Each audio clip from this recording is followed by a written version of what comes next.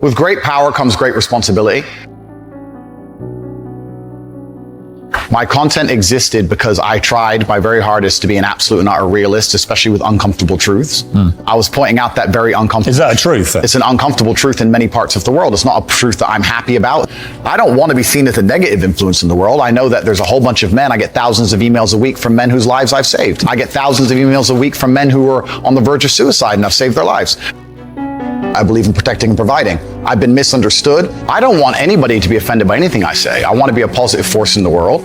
I don't want anybody to hear what I say and make them feel bad about themselves. I want all people to live righteous and good, whether they're male or female. I think righteous is living true to your heart and knowing that you're doing good by people, not snaking anybody, not lying to anybody. I know I live a very righteous life. The government is not capable of helping the poor. And this is why it's so important as a person you take personal responsibility and understand you're living in a world where the matrix can be cracked. You can make a bunch of money, but you need to take responsibility and do it. I refuse to accept that there are people out there who cannot become happy, contented individuals. I refuse to accept we live in a world where God has created people who, no matter how hard they work and how good their life becomes, can't be happy. I don't accept that. I accept that the universe is a very giving place and that God loves all of us. And if you try your best and you work hard, you can become a better person. I'm telling the younger generation that if they don't get up and work hard and make sure that they're important, that the world's not going to give a about them. 99% of my content was aimed at men telling them the truth, saying that as a man, you're born with no inherent value. You have to become important. You have to go through some pain or go through some suffering to make people care about you. Otherwise, you're not going to matter. As a dude, if you walk into the party and you've put no effort into your life, nobody gives a shit. Nobody about you. And every man out here knows. And one of the great things about the masculine journey and masculinity is that we've all lived a semi-similar story.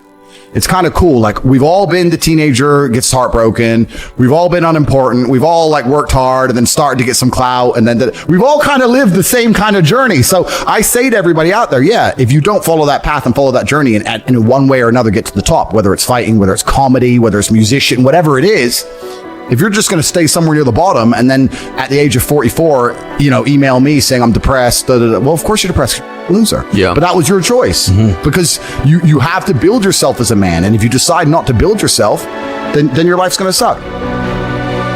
My main message is to resist the slave mind, to understand that every single thing you're being told has an agenda behind it or you wouldn't be told it otherwise, to examine every strongly held belief you have and try and identify where it comes from and why you have it. I sit and argue with people, I discuss things with people, and they so fervently believe a point. And I say, why do you believe that so much? Like, do you have personal experience? No, but I saw the news. The news told you X, and now you are desperate. You will sit here for hours arguing that point. A lot of people are completely empty vessels ready to be programmed. And I try and tell people, listen, to just stop for a second and understand that the things they're telling you to believe are not necessarily for your benefit.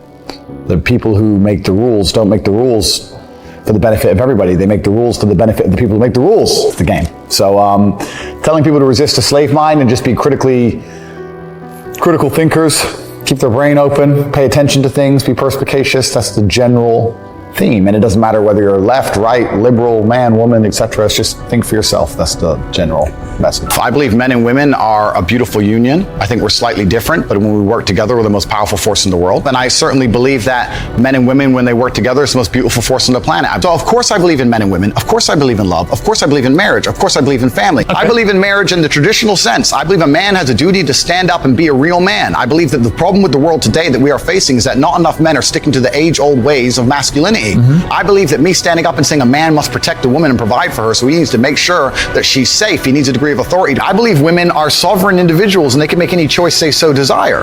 I think that it's important that we remember that a man has a duty. I think I certainly in my relationship have a financial responsibility to provide for my woman. My woman would never have to work unless she wanted to because I'm the kind of person who works hard enough. And I'll make another point that needs to be said. The number of women who have stood up and stuck up for me is ignored. Thousands of women are making videos saying, I've met Andrew Tate, he's such a nice guy. I wish I had a man like Andrew Tate who felt responsible to protect and provide for me. You know what? I do belong to my husband. That's why I married him and I love him. We ignore the thousands of women who stood up and stood by me and said everything I said is true. This is that there's a large contingent of men who still want to make money, go to the gym, be strong, drive a fast car, be traditionally masculine, and don't want to be shamed for that. And I believe that feeling depressed is real. I don't believe depression as a clinical disease is real now. I think PTSD is very real. Unfortunately, I have some friends who suffer from that. I know that feeling depressed is real. I believe that the number one power you have against these things are trying to take control of your own mind and affecting your own life. I believe that it's not healthy to hand over all your power and believe that depression is an outside disease that you can't affect. I know that when I've had difficult periods in my life, and also many of my friends, like I've said, suffered from PTSD and been through terrible things. I've lived a very difficult life, and I know people who have, that the things that made them feel better is when they woke up and said, you know what, I'm not going to allow this to damage me anymore. I'm going to take responsibility. I'm going to get up and I'm going to fight this as hard as I can. If someone comes to me and says I'm clinically depressed or I feel very, very sad, I would say the first thing you need to do is stop accepting the identity of a clinically depressed person. Stop accepting you have no control over this. And what you need to do is stop identifying that way, and let's work together to try and fight against it. A lot of people who are clinically depressed are suffering with something in their life, and if you fix the problem in their life, perhaps they won't feel depressed anymore. The thousands of people who have emailed me saying, my doctor told me I was clinically depressed and it's a disease that I have got in my brain and I can't be fixed. And I started listening to you and I realized that that's not the case and I can fix my own life, and you're the only person who has ever helped me. I believe feeling depressed is real. I do not believe it's a disease that you catch from the sky and you cannot affect. I believe that no matter what happens, I believe you have control of your own mind and you can fight against it. I believe if you change your circumstances in your life, you may feel different. I'll give you a quick example. I had a guy who emailed me saying he was clinically depressed and he was going to kill himself. I obviously am not a psychiatrist, I'm not a doctor. I told him, because I replied to my emails. I said, have you been to a psychiatrist? He said, yes, I'm clinically depressed. I've been on these pills, this amount of time. I'm on antidepressants, it doesn't work. I said, I don't know what to say to you besides this.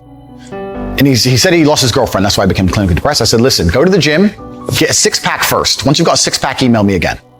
If you still feel like killing yourself, I don't know what else to say to you. But I'd say, strong body is a strong mind, go train. He went, he started sending me progress pictures, emailing me him getting in better shape, and eventually got a six-pack. He's now a professional bodybuilder. And he said, I can't believe I was considering that. I feel so much better, etc. The doctor was telling him he was clinically depressed and couldn't cure it. He started taking control of his own life, and now he felt better. That if somebody has depression of any kind, whether it's clinical, whether it exists or not, whether they feel depressed or not, whatever, that taking control of their life, taking personal responsibility, and working hard is always going to be the positive, best thing they can possibly do for their life going forward. How positive is around them. Of course, money can't buy happiness. I agree. But money is the third most important thing in the world. First is your health, because you have nothing if you're going to die. Second is your relationships, because you need love and family. That matters the most. But money can buy everything else. So money's the third most important thing. The average people come to me and say, what do I do? I'm just the average guy. And my only answer is stop being the average guy. It's my only answer. You can't just be the average guy anymore. The idea from the 1950s that you can just be the normal, average, law-abiding, hard-working citizen and you'll have a good life is gone. Any man out here who goes, I'm just going to work hard, do my bit, and obey the laws, and I'll have a good life. No, you won't. No, you will not. Just doing your job is never going to make you rich, because you're just going to be taxed into infinity and you're going to stay broke. So just obeying laws and doing your job now has set you up to be a peon and a slave for eternity. You have to get yourself in a position where you're making enough money. You don't know what to talk about, then you don't understand money. So go learn how money works. Go learn how a bank works. Go sit on YouTube for free. You don't just pay 50 grand in 4 years like a university. Go sit on YouTube and understand money, banking, or the real estate market, any of it. Understand the last housing price crash, why it happened, understand mortgage rates and how that's affected by interest rates. Understand it, and then go sit with someone else who understands it and talk about it. People should, even if they haven't got a penny in the world, should be going to these meetings about real estate, about investing, that especially if it's cheap, they should go. Just meet other people who at least have money. Have conversations about money. Talk about it. How are you going to get what you don't talk about? And yes, the cycle of precipitation, right? So a cloud comes, it rains, it falls down to the ground, it goes under the ground, whatever, goes into a stream, it moves into the stream, goes to the ocean, evaporates again up to a cloud, floats somewhere else, falls down again. It's always moving. That's how money is. People think that money is in these large, stagnant pools hidden in people's bank accounts. That's not really true. Money is constantly moving all the time. And if you can find a way to get in between it and stand in the right place at the right time, you're going to get wet. I think that's the new modern way to view the world. It's an attention economy. It doesn't matter what you do. If you're getting attention, you'll make money.